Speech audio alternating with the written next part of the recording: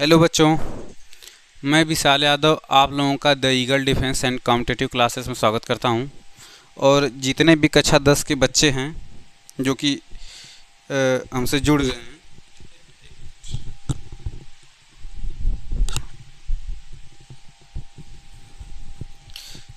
रहे हैं, जो भी बच्चे बोर्ड की तैयारी करने वाले बच्चे हैं, उन लोगों से मैं कहना चाहूँगा कि जो बोर्ड से प्रश्न पूछे जाते हैं या जो बोर्ड में प्रश्न पूछे गए हैं अब तक के, मैं सारे प्रश्नों को लेके आया हूँ आप लोगों के सामने। जो चैप्टर 1 है रासायनिक अभिक्रिया एवं समीकरण, उसके सारे क्वेश्चन जो भी मैंने पहला जो लेक्चर था मेरा, उसमें 15 से 20 क्वेश्चन थे और इसमें भी मैं 15 से 20 क्वेश्चन जो कि बोर्ड में पूछे जा चुके हैं। तो इनको आप लोग एक बार देखिए। और क्योंकि सबको पता है कि कक्षा 10 के बोर्ड में 20 बहुविकल्पी प्रश्न आते हैं, तो उसको इधर उधर नहीं जाने देना है। उसके लिए मैंने एक बहुविकल्पी प्रश्नों की सीरीज चालू की हुई है, तो उसको आप लोग देखते रहिए। बहुत ही अच्छा मज़ा आने वाला है आपको इस लेक्चर में। तो देखिए, क्योंकि जो भी बच्चे तैयारी कर रहे हैं बोर्ड की, उनके यहाँ आप इसको शेयर भी करिए ताकि हम लोगों को थोड़ा सा मोटिवेशन मिले। तो ठीक है, जैसा कि यहाँ पे लिखा हुआ है कि विज्ञान एनसीईआरटी जो विज्ञान होगी, बिहार बोर्ड में भी, बिहार बोर्ड के बच्चों के लिए और उत्तर प्रदेश के बोर्ड दोनों के बच्चों के लिए यह बहुत इम्पोर्टेंट प्रश्न है, बहुत ज़रूरी है। तो चलिए इस श्रृंखला को हम लोग शुरू करते हैं। ठीक है बाबू? तो जितने भी लोग जुड़े हैं उन लोगों का एक बार फिर से welcome.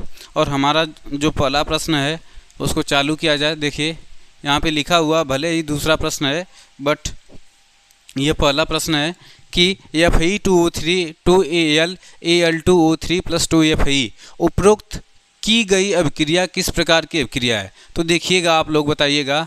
Fe2O3 + 2Al gives that Al2O3 + 2Fe।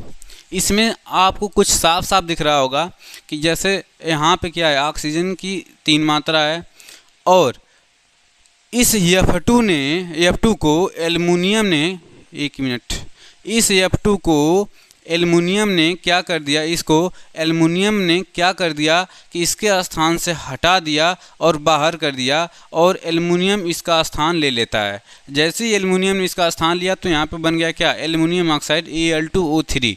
तो यह किस प्रकार की अभिक्रिया है? तो जब किसी अभिक्रिया में एक अभिकारक किसी दूसरे अभिकारक को उसके स्थान से हटा देता है, तो इस प्रकार की अभिक्रिया को हम लोग क्या कहते हैं, विस्थापन अभिक्रिया कहते हैं।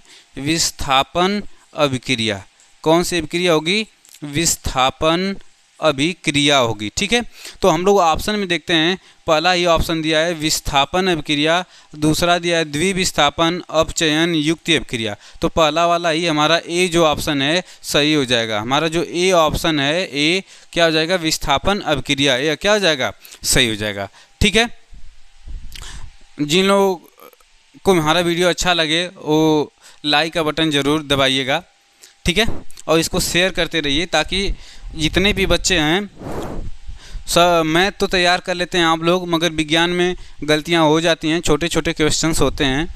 ठीक है, जो अगर आप एक बार भी पढ़े रहेंगे, आपके नज़रों के सामने से प्रश्न अगर एक बार भी गए रहेंगे, तो आप क्या कर लेंगे, इसको बहुत बढ़िया से आप लोग सॉल्व कर लेंगे। ठीक है बच्चे, तो किसी को कोई दिक्कत हो बेझिझक कमेंट में पूछे। ठीक है, और आप लोग कमेंट भी करते रहिए कि इसका कौन सा, जिससे मैं दे रहा हूँ कि मान लीजिए Fe2O3 2Al gives that Al2O3 + 2Fe, इस उपरोक्त अभिक्रिया में मतलब किस प्रकार की अभिक्रिया है? तो ऑप्शन 4 दिया है, तो आप लोग ऑप्शन में ABCD ऐसे करके लिखते रहिए। ठीक है, चलिए तो हमारा जो अगला प्रश्न है, अगला प्रश्न देखिए क्या है कि लेड धातु एवं हाइड्रोजन क्लोराइड, ठीक है, लेड धातु एवं हाइड्रोजन क्लोराइड का जल में कौन सा संगठन बनता है?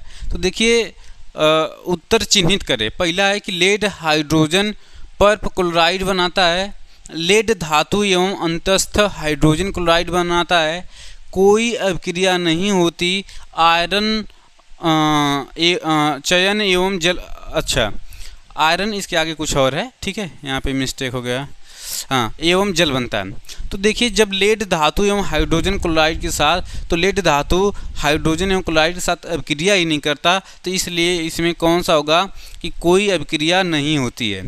अब हम लोग चलते हैं प्रश्न नंबर तीसरे पे कि निम्नलिखित में कौन सा एक भौतिक परिवर्तन नहीं है। तो भौतिक परिवर्तन क्या होता है कि जब किसी पदार्थ के भौतिक गुणों में परिवर्तन होता है उसे हम कहते हैं कि भौतिक परिवर्तन। बट अगर किसी पदार्थ के कंपोनेंट में, रासायनिक कंपोनेंट मतलब कि जिससे वो मिल के बनी हुई होती है, उसके अपघटन में परिवर्तन होता है, तो that is called the chemical changes. ठीक है, रासायनिक परिवर्तन। तो पहला कह रहे हैं कि जल के क्वथनांक पर जल वाष्प में बदलना, तो यह भौतिक परिवर्तन है। बर्फ का पिघलना भौतिक परिवर्तन है। जल में लवण का घुलना, ये भी भौतिक परिवर्तन है। एलपीजी का दहन। अच्छा, मैं एक चीज़ और बताना चाहूँगा कि जो भौतिक परिवर्तन है, ध्यान सुनिएगा, जो भौतिक परिवर्तन है, भौतिक परिवर्तन को हम लोग क्या करते हैं कि पुनः, मतलब यह चेंजेबल होता है, ऐसे गया फिर वापस हो सकता है। बट जो रासायनिक परिवर्तन होता है, कौन सा परिवर्तन? रासायनिक परिवर्तन। ठीक है, रासायनिक परिवर्तन अनुत्क्रमणीय होता है। जैसे हम कह रहे हैं कि देखिए ये ऑप्शन गलत हो गया, ये भी गलत हो गया, ये भी, क्योंकि ये सारे क्या हैं? भौतिक परिवर्तन है। एलपीजी का दहन, अगर कोई चीज़ जल जाती है तो जलने के बाद फिर से वह वापस फिर से एलपीजी उसको हम लोग नहीं बना सकते। तो यह कौन सा परिवर्तन होगा? तो यह हमारा होगा रासायनिक परिवर्तन, केमिकल चेंजेज, रासायनिक परिवर्तन होगा। तो इसमें रासायनिक परिवर्तन ऑप्शन डी हो जाएगा हमारा। क्या हो जाएगा? ऑप्शन डी, रासायनिक परिवर्तन। एक मिनट,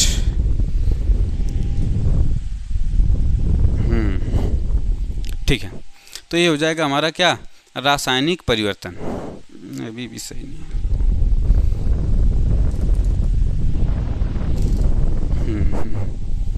ठीक है। अब देखिए जो हमारा अगला प्रश्न है, अगला प्रश्न है कि 2FeCl3 + 2H2O + Y 2FeCl2 + H2SO4 + 2HCl में रासायनिक अभिक्रिया में Y है। तो सबसे पहले इस रासायनिक अभिक्रिया को हम ऐसे लिख लेते हैं, 2FeCl3 + 2H2O + Y दिया हुआ है, और यहाँ पे दिया हुआ है 2FeCl2 + H2SO4 + 2HCl। जैसा कि आगे लिखा हुआ है कि मतलब यहाँ पे भी 2 लिखा हुआ है, यहाँ पे भी 2 लिखा हुआ है, तो इससे पता चल रहा है कि यह कौन सी अभिक्रिया है। इससे पता चल रहा है कि यह एक रासायनिक अभिक्रिया तो है, मतलब संतुलित अभिक्रिया, संतुलित समीकरण है। तो देखिए इसमें क्या आया, इधर Fe 2Fe, इधर भी कितना Fe 2Fe, Cl3 3 दूना के 6, तो हम कहेंगे 2 दूना के 4, 4 2 6। ठीक है, अब हाइड्रोजन की संख्या हम लोग देखते हैं, 2 दूना के 4, कितना? 4 हाइड्रोजन, इधर 2 और 2 यहाँ पे 4 हाइड्रोजन हो गया, और ऑक्सीजन कितना है? 2। तो अब ऐसा कौन सा Y के स्थान पे कंपाउंड होगा, कौन सा यौगिक होगा कि इधर हमको H2SO4 प्राप्त होगा? क्या होगा कि हमको उधर क्या प्राप्त होगा? H2SO4 प्राप्त होगा। तो हम कह सकते हैं कि इसमें देखिए पहला दिया सल्फर, तो सल्फर इधर, ये यस इधर एक भी नहीं है, तो ये हो सकता है मगर ऑक्सीजन कम रह जाएगा, तो इसलिए यह गलत हो जाएगा।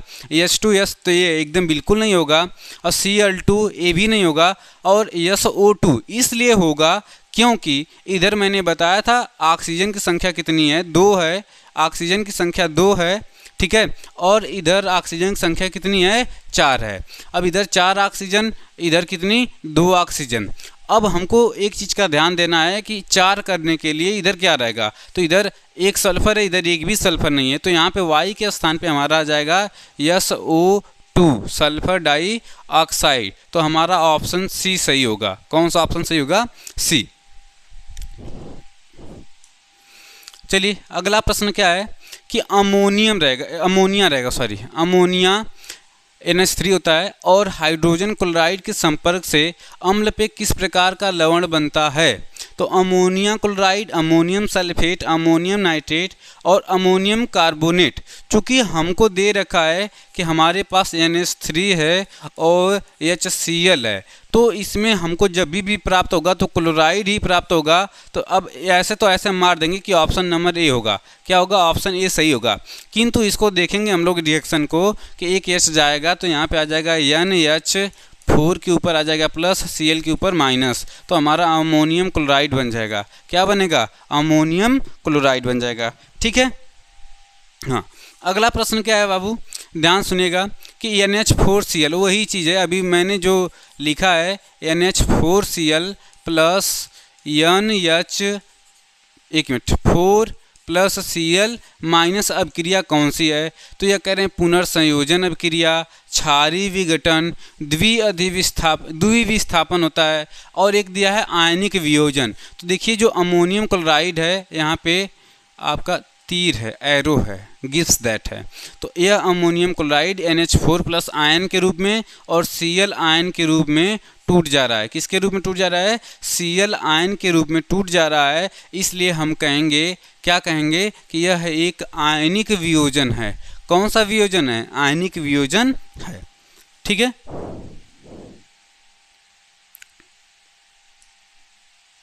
चलते हैं हम लोग आगे। ठीक है। अब हमारा अगला प्रश्न क्या है कि नए यौगिक के निर्माण के लिए दो या दो से अधिक पदार्थों के संयोग को क्या कहते हैं? जैसे आपको भी बता दें कि जब दो या दो से अधिक पदार्थ, दो या दो से अधिक, यहाँ पे लिखेंगे दो या दो से अधिक पदार्थ जब आपस में मिलते हैं, अधिक पदार्थ जब आपस में मिलते हैं तो उसे हम लोग संयोजन कहते हैं। क्या कहते हैं? संयोजन। हम लोग संयोजन कहते हैं। तो जब दो या दो से अधिक पदार्थ आपस में मिलते हैं और एक नए पदार्थ का निर्माण करते हैं तो उसे हम संयोजन कहते हैं। तो ऑप्शन ए सही हो जाएगा। अब गठन मतलब क्या होता है कि जब एक सिंगल प्रोडक्ट टूट के दो अलग अलग भागों में टूट के बिखरता है तो उसे हम लोग संयोजन अभिक्रिया कहते हैं। फिर दे रखा है ऑक्सीकरण। ऑक्सीकरण मतलब जो नमी वगैरह की उपस्थिति में वायुमंडल में उपस्थित ऑक्सीजन से अभिक्रिया कर ले, उसे हम लोग क्या कहेंगे? ऑक्सीकरण कहेंगे। तो चलिए हम लोग देखते हैं। अब अगला प्रश्न क्या है कि विद्युत धारा प्रवाहित करने पे जल का क्या होता है? तो जैसे देखिए, अगर हम कहें कि विद्युत धारा प्रवाहित जब करते हैं तो जल हमारा H प्लस और OH माइनस आयन के रूप में टूट जाता है। ठीक है, अर्थात यह क्या हो जाता है? इसका अपघटन होता है। क्या होता है? अपघटन। ठीक है। चलिए, उदासीनीकरण अभिक्रिया, देखिए ये 2021 के बोर्ड में भी पूछा था। उदासीनीकरण अभिक्रिया क्या होती है? तो हम कहते हैं कि जब एक, अच्छा ऑप्शन सुन लीजिए, अम्ल और क्षारीय लवण में, क्षार और क्षारीय लवण में, अम्ल और क्षार में, अम्ल और जल में। तो जो उदासीनीकरण अभिक्रिया होती है यह अम्ल और क्षार के साथ होती है। जब अम्ल और क्षार आपस में मिलते हैं, जैसे मैं एक अम्ल ले रहा हूँ HCl और एक क्षार ले रहा हूँ NaOH, इसमें अम्ल का H और क्षार का OH, यहाँ पे OH और यहाँ का H, दोनों आपस में मिलके क्या बना लेंगे? जल बना लेंगे, और क्लोरीन और सोडियम मिलके लवण बना लेते हैं। ठीक है। तो इस प्रकार की अभिक्रिया को हम लोग उदासीनीकरण अभिक्रिया कहते हैं। तो अम्ल और क्षार में होती है। किस में होगी? अम्ल और क्षार में उदासीनीकरण अभिक्रिया होगी। ठीक है। अब हम लोग देखते हैं, ध्यान सुनिएगा कि लेड नाइट्रेट का, ठीक है, लेड नाइट्रेट का सूत्र क्या होता है? तो पूछ रहे हैं PbNO3। देखिए एक मिनट, हाँ, कह रहे हैं कि PbNO3 क्या लेड नाइट्रेट का यही सूत्र होता है? नहीं, ये भी गलत हो गया। ठीक है, PbO ये भी गलत है, PbNO2 का ये भी गलत है। तो PbNO3 का क्या होता है? होल ट्वाइस होता है। क्या होता है? PbNO3 का होल ट्वाइस। इसको लिखा कैसे जाएगा? ऐसे लिखा जाएगा PbNO3 का होल ट्वाइस। लेड नाइट्रेट भी पढ़ते हैं इसको, लेड नाइट्रेट, ये बोर्ड में पूछे गए प्रश्न हैं। ठीक है। अब हम लोग चलते हैं अगले प्रश्न पे। देखिए, मैं आशा करता हूँ कि आप लोगों को मज़ा आ रहा होगा। जो भी प्रश्न हैं मैंने बोर्ड से, जो भी बोर्ड के प्रश्न हैं, जो भी संभावित प्रश्न हो सकते हैं एनसीईआरटी से जो बोर्ड में पूछे गए हैं, मैंने सारे प्रश्नों को इंक्लूड किया हुआ है। ठीक है, और इसमें आप लोग इसका आंसर आप लोग बताइए, फिर मैं बताता हूँ इसका कि लौह चूर्ण पर तनु हाइड्रोक्लोरिक अम्ल डालने से क्या होता है। मैं आप लोगों को टाइम दे रहा हूँ, ठीक है, जल्दी से आप लोग कमेंट बॉक्स में इसका आंसर दीजिए। ठीक है, मैं टाइम देख रहा हूँ, आप लोगों को दे रहा हूँ 30 सेकेंड। चलिए 30 सेकेंड बाद मैं इसको लगाना चालू करूँगा। मैं हट जाऊँ?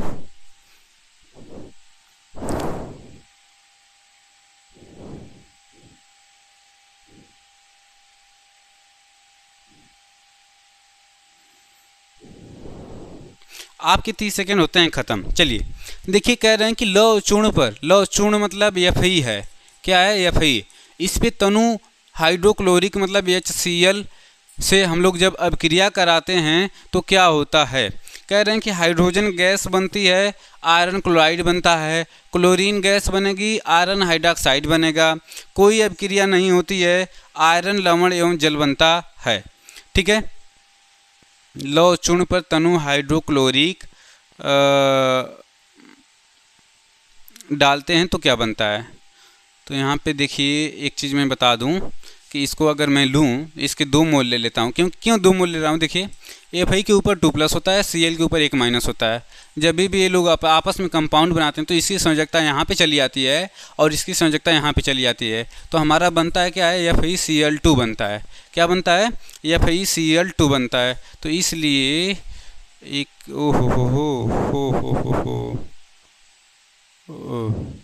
हाँ, तो इसलिए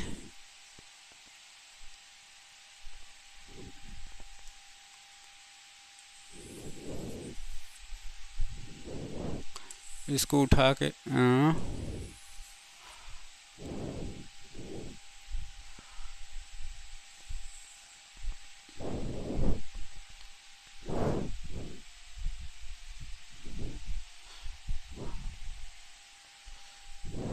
चलिए तो हम लोग देखते हैं।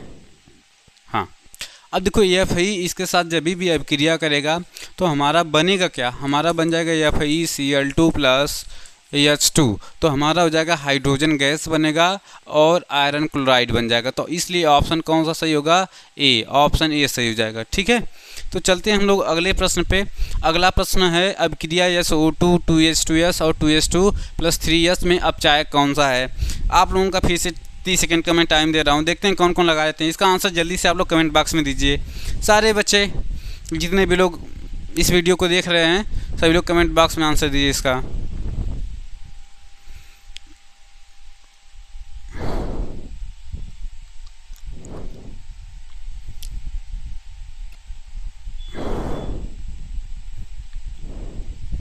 चलिए आपके 30 सेकेंड पूरा होते हैं। अब चलिए मैं बता रहा हूँ कि अभिक्रिया जो SO2 है, SO2 और 2H2S, और इसमें देख रहे होंगे आप कि इसमें क्या हो रहा है इसमें क्या हो रहा है, और यहाँ पे SO2 है, तो इसमें H2S, इसमें से सल्फर निकल रहा है और ऑक्सीजन क्या हो रहा है, जुड़ रहा है। तो जिसमें ऑक्सीजन जुड़ता है मतलब उसको बोलते हैं कि उसकी जो ऑक्सीकरण हो रहा है। तो यहाँ पे H2S का ऑक्सीकरण होता है, ऑक्सीकरण हो रहा है, तो यह क्या कहलाता है, जिसका ऑक्सीकरण होता है वो अपचायक होता है। क्या होता है, अपचायक। तो हम लोग कहेंगे कि इसमें आंसर सी वाला सही हो जाएगा। H2O, ए भी गलत है, ए भी गलत, ए भी गलत। तो ऑक्सीकारक अरे अपचायक कौन सा होगा, H2S हो जाएगा। ठीक है, अगले प्रश्न पे हम लोग चलते हैं। फिर से आप लोग इसका आंसर दीजिए कि लेड सल्फेट का रासायनिक सूत्र क्या होता है। लेड सल्फेट का रासायनिक सूत्र क्या होता है, कमेंट बॉक्स में जल्दी से आप लोग आंसर दीजिए। चलिए तो देखिए, जो लेड सल्फेट होता है, ध्यान सुनिएगा,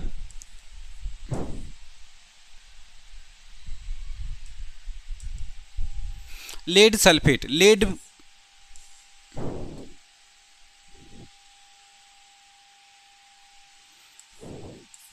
लेड को हम पीवी से दर्शाते हैं, और इसके ऊपर 2 प्लस होता है, और सल्फेट के ऊपर कितना होता है, 2 माइनस होता है।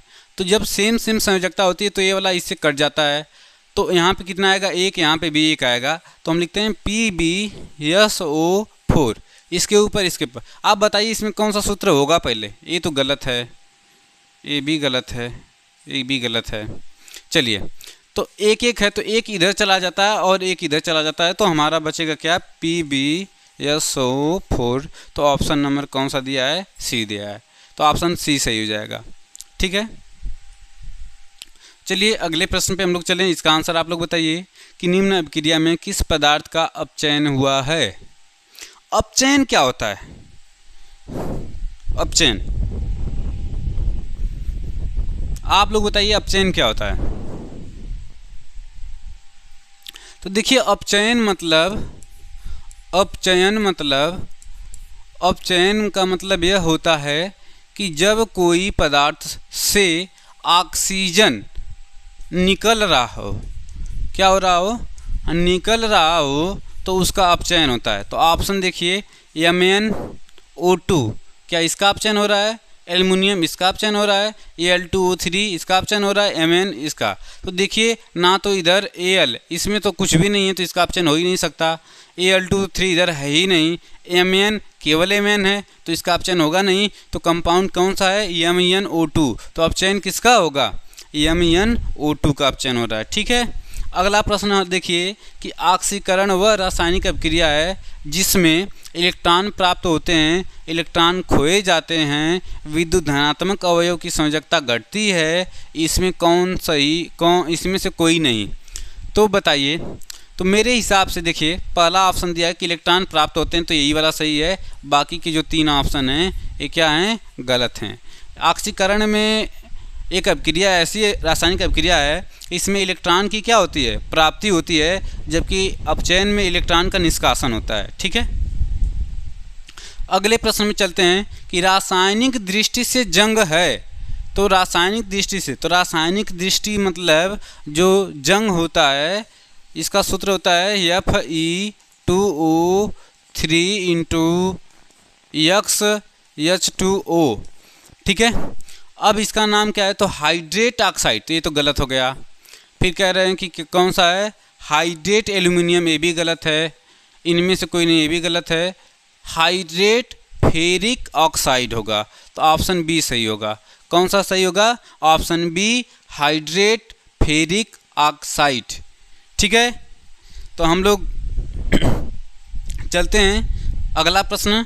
आप लोग पेन वगैरह पेपर लेके तैयार रहिए, जल्दी से इसका आंसर दीजिए कि निम्न अभिक्रिया में ऑक्सीकारक पदार्थ कौन सा है। ऑक्सीकारक मतलब जिसका अपचयन हो रहा हो, वह कौन सा पदार्थ है जिसका अपचयन हो रहा है। तो आप बताइए, ऑप्शन ए कॉपर ऑक्साइड इसका हो रहा है, कि H2 का हो रहा है, कि CO का हो रहा है, कि H2 दोनों का हो रहा है, कि इनमें से कोई नहीं। तो सीधी सी बात है, यहाँ पे ऑक्सीजन जुड़ा है किंतु यहाँ पे ऑक्सीजन नहीं हो रहा है, तो इसमें से ऑक्सीजन निकल रहा है, मतलब कि क्या, अपचयन हो रहा है ना। तो जिसका अपचयन होता है वही क्या होता है, ऑक्सीकारक होता है। तो हमारा पहला ऑप्शन क्या हो जाएगा, CuO सही हो जाएगा। ठीक है, अगले प्रश्न पे चलते हैं। दही का जमना किस प्रकार का परिवर्तन है, आप लोग बताइए। दही का जमना किस प्रकार का परिवर्तन है। तो देखिए बच्चे, दही जो होती है, दही किससे बनती है, तो दूध से बनती है। दूध से दही बनती है, तो क्या दही से दूध बनता है, नहीं। तो यह किस प्रकार की अभिक्रिया हो जाएगी, बताइए। भौतिक परिवर्तन, रासायनिक परिवर्तन, भौतिक तथा रासायनिक परिवर्तन, इनमें से कोई नहीं। तो यह होगा आपका रासायनिक परिवर्तन, जो कि ऑप्शन कौन सा है, बी है। सारे बच्चों को पता होना चाहिए। ठीक है, चलते हैं। ठीक है बाबू, देखिए अगला प्रश्न बहुत ही जानदार प्रश्न है, शानदार प्रश्न है। हमारे शरीर में भोजन का पाचन किस प्रकार की अभिक्रिया है। हमारे शरीर में भोजन का पाचन, आप लोग बताइए कि अपघटन अभिक्रिया है, कि ऑक्सीकरण अभिक्रिया है, कि विकिरण अभिक्रिया है, कि अपचयन अभिक्रिया है।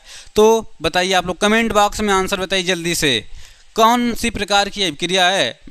जो हम लोग भोजन खाते हैं, भोजन खाना कौन सी प्रकार की अपक्रिया है। तो बायोलॉजी में आप लोगों ने पढ़ा होगा कि जैसे ही हम लोग भोजन खाते हैं, मुंह में जाता है तो उसका क्या होता है, और उसका अपघटन चालू हो जाता है। हमारे भोजन का पाचन की क्रिया मुंह में सैलिवा, जो लार जिसको बोलते हैं, मुख से ही प्रारंभ हो जाती है। ठीक है, तो यह किस प्रकार की अपक्रिया है, अपघटन अपक्रिया है, क्योंकि हमारा भोजन छोटे छोटे टुकड़ों में इंटेस्टाइन में जाके टूटता है और वहाँ से रसांकुर के से अवशोषित होकर हमारे शरीर के कोने कोने तक पहुँचता है। ठीक है, तो चलते हम लोग, अगला प्रश्न क्या है कि विद्युत धारा प्रवाहित, अब इसको तो हमने पढ़ा था कि जल का क्या होता है, 2 बार आ गया है, अपघटन होता है। क्या होता है, अपघटन होता है। अगला प्रश्न, निम्नलिखित में कौन सी संयोजन अभिक्रियाओं का उदाहरण है। तो देखिए इसमें क्या है कि एक अभिकारक दिया हुआ है, यह 2 भागों में ये एक अभिकारक दिया हुआ है, यह 2 भागों में क्या है, टूट रहा है। यहाँ पे 2 अभिकारक हैं और मिलके एक कंपाउंड बना रहे हैं। ठीक है, एक कंपाउंड बना रहे हैं। यहाँ पे 2 कंपाउंड है, 2 अभिकारक हैं, एक कंपाउंड यहाँ पे भी बना रहे हैं। यहाँ पे 2 अभिकारक हैं और 2 प्रोडक्ट बना रहे हैं। तो इसमें से देखो जो ऑप्शन सेकेंड है और थर्ड है, 2 अभिकारक हैं और आपस में मिलके एक सिंगल प्रोडक्ट बना रहे हैं, तो इनको हम लोग बोलेंगे कि ये हमारे संयोजन अभिक्रिया हैं, संयोजन अभिक्रियाएं हैं। जब संयोजन अभिक्रिया हैं तो इसमें ऑप्शन कौन सा सही है, तो दूसरा और तीसरा ऑप्शन डी है। कौन सा है, ऑप्शन डी। तो हम लोग लास्ट प्रश्न है, नहीं ख़त्म, ठीक है, लास्ट प्रश्न था। तो चलिए अब बच्चे हम लोग मिलते हैं नए एपिसोड में। ठीक है, अगली सीरीज में आप लोगों के लिए अगले चैप्टर दूसरा जो है केमिस्ट्री का, मैं उसके लिए बहुविकल्पी प्रश्नों की एक श्रृंखला लेके आ रहा हूं। तो आप लोग तैयार रहिए, फिर मिलते हैं एक नए जोश और नए उमंग के साथ और नए चैप्टर के साथ। जय हिंद।